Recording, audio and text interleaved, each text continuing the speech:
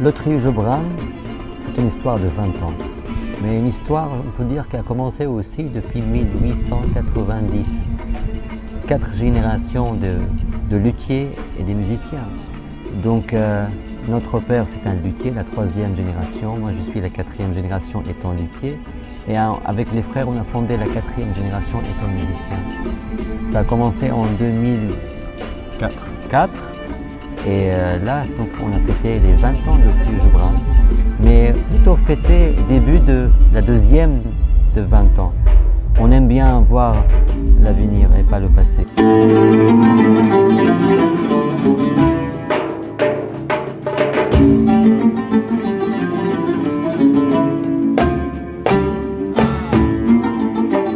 On ne sait jamais. Quand on a commencé il y a 20 ans, je me souviens, Samir était en train de dire à mon père, on ne prend pas un Adnan juste pour un concert ou 2-3 mois, après on revient, après il n'y a plus rien, on voit 5-10 ans. Et là aujourd'hui on a dépassé le 10 ans, mais à 20 ans,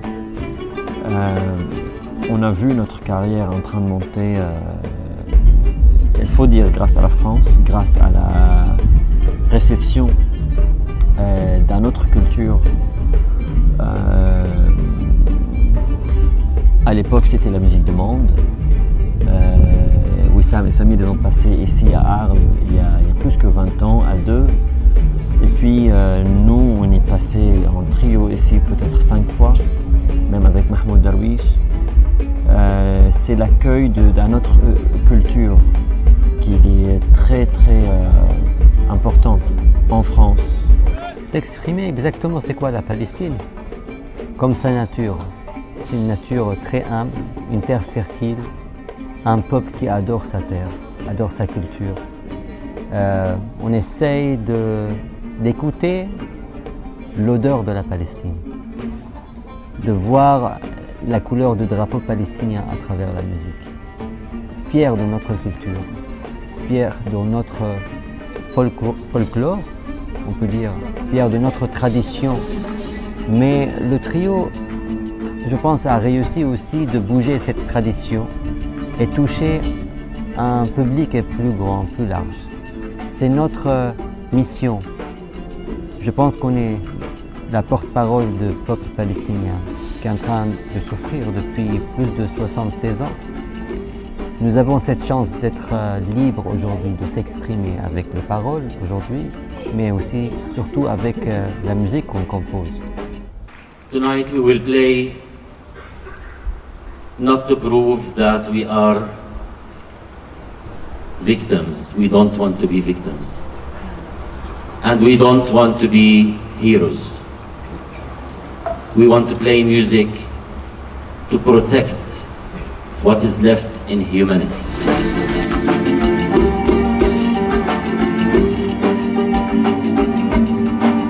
Il y a le dabke. Il y a 10 ans, quand on a fêté notre 10 ans à l'Olympia, c'était la première fois que je disais à Wissam et Samir, j'aimerais que le dabke soit comme le flamenco, la danse du flamenco, comme the Irish dance. Pas seulement pour fêter, pas seulement pour danser comme une manière de fêter ou de la joie, mais aussi une performance. Et là, on a amené 11 danseurs de la Palestine qui n'ont jamais sorti de la Palestine. Ils ont monté sur la scène de l'Olympia à la fin du spectacle comme des soldats. On voyait que les pieds. Et là, ça a donné un tableau, un sacré tableau pour le public. Avec les costumes traditionnels. Bien sûr, avec la palestiniens. Donc ça, c'est et ça, c'est une tradition parce que chaque ville elle a un thème spécifique en Palestine. Du coup, on essaye justement d'intégrer ces graines-là de la Palestine avec notre musique. Il y a aussi la cuisine.